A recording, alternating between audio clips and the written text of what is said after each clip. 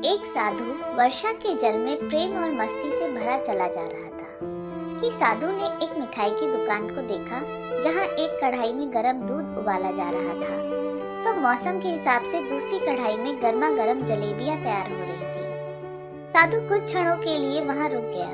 शायद भूख का एहसास हो रहा था या मौसम का असर था।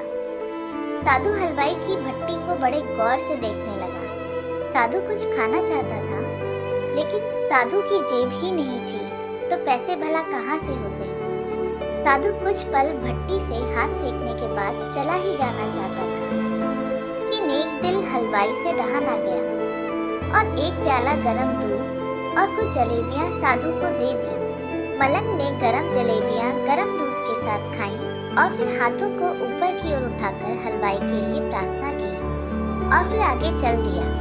साधु बाबा का पेट भर चुका था। दुनिया के दुखों से बेपरवाह वे फिर एक नए जोश से बारिश के गंदे पानी के छींटे उड़ाता चला जा रहा था।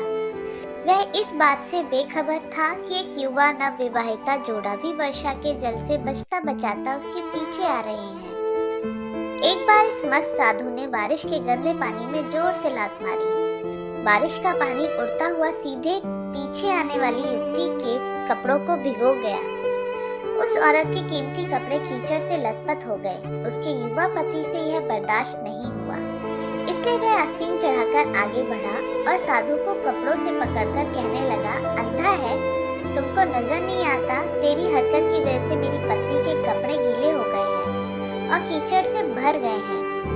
साधु हक्का बक्का सा खड़ा था, जबकि इस युवा को साधु का चुप रहना नाखुशगवार गुजर रहा था। महिला ने आगे बढ़कर युवा के हाथों से साधु को छुड़ाना भी चाहा, लेकिन युवा की आंखों से निकलती नफरत की चिंगारी देख वह भी फिर पीछे खिसकने पर मजबूर हो गई।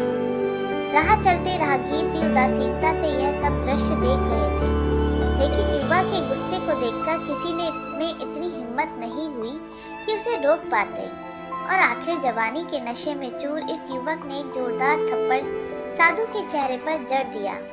बूढ़ा मलंग थप्पड़ की ताब ना झेलता हुआ लड़खड़ाता हुआ कीचड़ में जा पड़ा।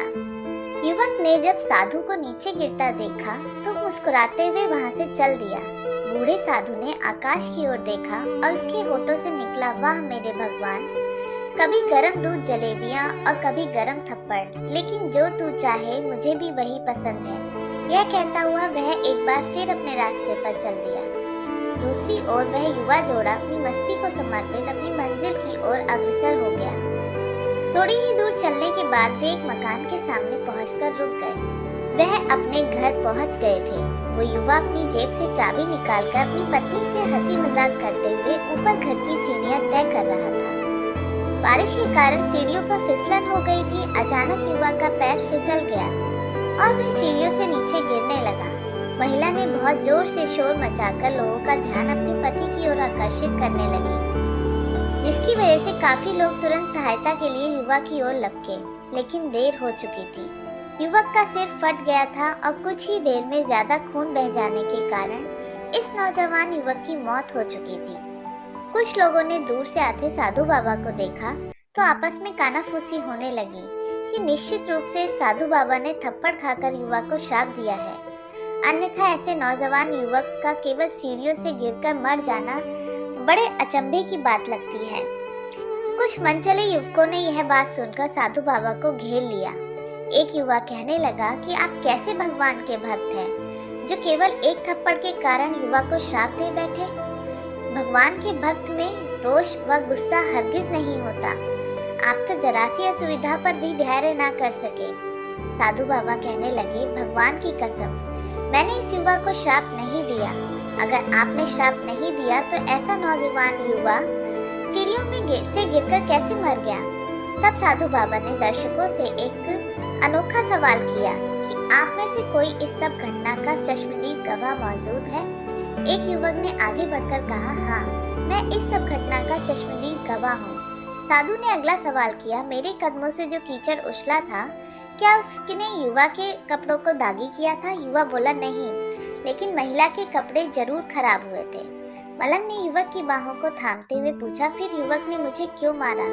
युवा कहने लगा, क्योंकि वह युवा इस महिला का प्रेमी था और यह बर्दाश्त नहीं कर सका कि कोई उसकी प्रेमिका के कपड़ों को गंदा करे, इसलिए इस युवक ने आपको मारा। युवक की बात सुनकर साधु बाबा ने एक जोरदार ठहाका बुलंद किया और यह कहता हुआ वहां से विदा हो गया, तो भगवान की कसम, मैंने श्राप कभी किसी को नहीं दिया, लेकिन कोई है जो मुझसे प्रेम रखता है। अगर उसका यार सहन नहीं कर सका तो मेरे यार को कैसे बर्दाश्त होगा कि कोई मुझे मारे।